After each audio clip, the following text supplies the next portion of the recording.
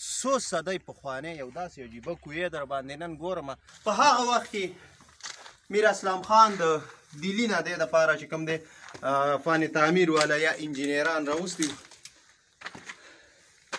او دا یې پې جوړ کړی او اکثر موږ وایو چې پخواني وختونه ښه و، نن سبا وخت چې کومه دی هغه خراب دی. د دې هم پوره معلومات تاسو ته در کوم چې زموږ د نن سبا وخت د څه د وجې خراب دی. دا موږ په خپله خراب کړی. راځئ تاسو داسې کوی دی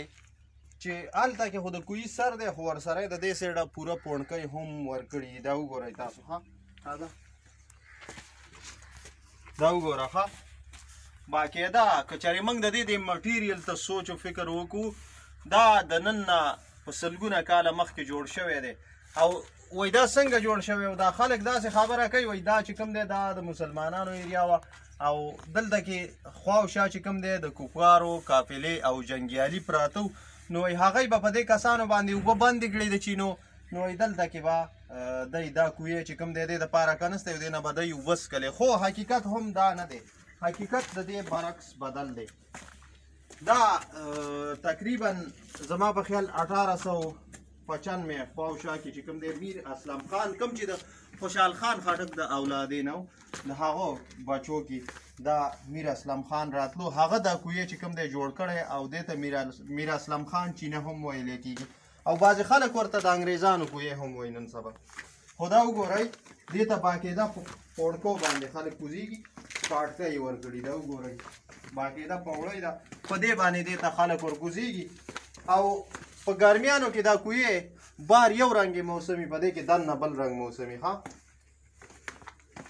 بهر که چېرې موږ وګورو بهر بالکل دومره ګرمي وي چې په تا به خولې بهیږي خو چې دلته راکوز شي دې ته دا کپړې به در باندې یخې شي یخې یخې به در باندې لګي. ته راځه ګورو باقاعده د دې د اوچت سیټ تاسو وګورئ که نه په ټنونو کاڼی چې کوم دی په دې باندې لګېدلی دی بغیر د سیمټو او بغیر د اټې که دا وګورئ بیا هم لکه نن سبا انجینران زه د دې په مخ کې هېڅ نه ګڼم. ولې بغیر د سیمټو دومره مضبوطه آبادي چې په سلګونه کاله پې تېر شوي بیا هم هېڅ هم نه کېږي بیا هم نه رانړېږي. دا وګورئ تاسو نو دا د هغه انجینرانو د فن تعمیر کمال دی. راځه ته خو دلته کې نن سبا موږ وایو چې نن سبا وخت نه وخت خراب دی که نه. هر انسان نن سبا کوشش کوي چې بل کس ته بل مسلمان رور ته یا بل انسان ته چې کوم دی نقصان ورسوي. دا څنګه نقصان ورسوي تاسو اوس دا ځای وګورئ ښه دې کې مخکې اوبه ولاړې وي ښه دغه ځای تاسو راوله پکې کیمرامین صاحب دا ځای مخکې ټول د اوبو نه ډک و ښه او اوس یې وګوره اوس یې باقاعده هغه اوبه چې کومه دی هغه په کاڼو کې بدل شوي دي. هر انسان د خپل وسه پورې روانۍ په دې کې کړی دی او خپل وس نه هم زیات کوشش کړی دی چې دا روان کړي دا کوی ډک کړي. دا راوله کیمرامین صاحب پاس چې کومه دی پاس د کوی سر دی او هغه بل سایډ پکې راوله هغه چې کوم دی هغه پوڼکۍ دي. دغه تاسو ته ښکاري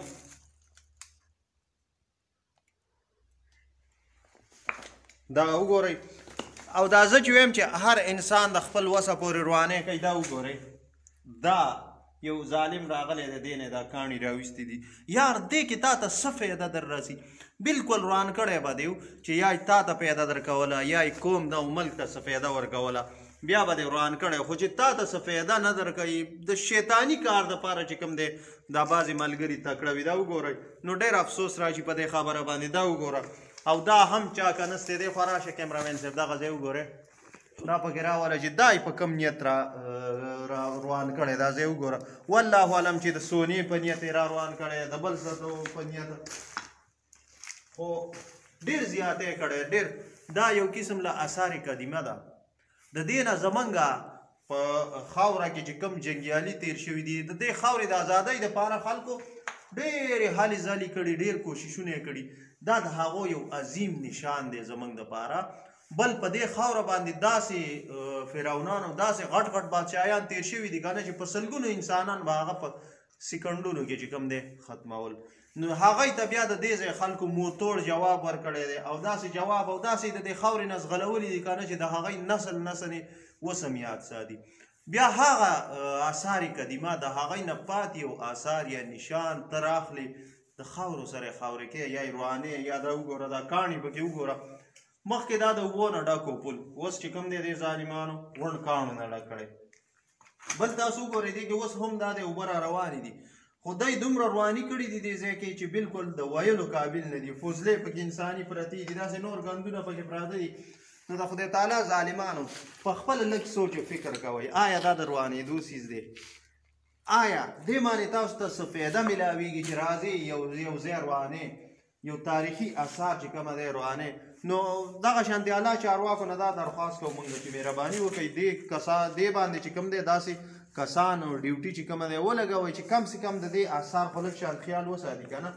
ځکه دې ته ډېر بهراني خلک راځي او هغوی ته د پښتنو د غیرت د پښتنو د طاقت او د پښتنو د پښتونولۍ اندازه د دې اثارو نه لګي بیا دا اثار خلک روانوي نو څه ضرورت دی یار بغیر د ضرورت او بغیر د فایدې یو کار کول چې کومه دی یا بعضې خلک خپله فایده په یو څیز کې لټوي نو هغه هم ډېر د افسوس مقام دی وایي خلک خپلې فاصلې وهي لګیا دي پښتانه یو بل د خپې وهي لګیا دي دا بالکل زمونږ هغه د پښتنو مشران چې کومه دي د هغه تاریخ دا کسان په کس روانوي نو دا زیاتی دی دا نه ده پکار او دا چې چا هم کړي پکار ده د دې خلاف سخته کارروایي وشي مخکې ځه کیمرامین صاحب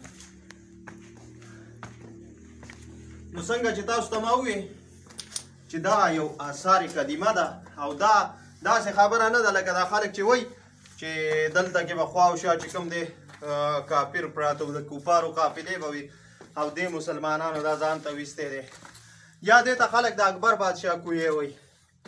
نو دا هم حقیقت داسې نه دی دا د میر اسلم خان د لاس جوړ شوی کویې دی په هغه وخت کې میر اسلم خان د دلی نه دی دپاره چې کوم دی فن تعمیر والا یا انجینران راوستي او دا یې پې جوړ کړی اوس پکې دا سیټ راواله کیمرامین صاحب هغه سیټ نه راواله دغه سایډ پکې ټول راواله دا اوس هغه کویې دی دا ځای وګورئ تاسو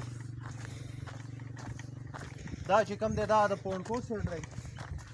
او دا یې هغه بل سر دی بل سیډ یې دا دی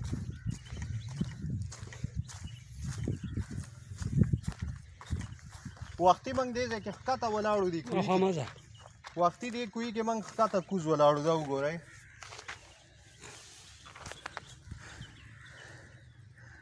دا وګورئ ښه ده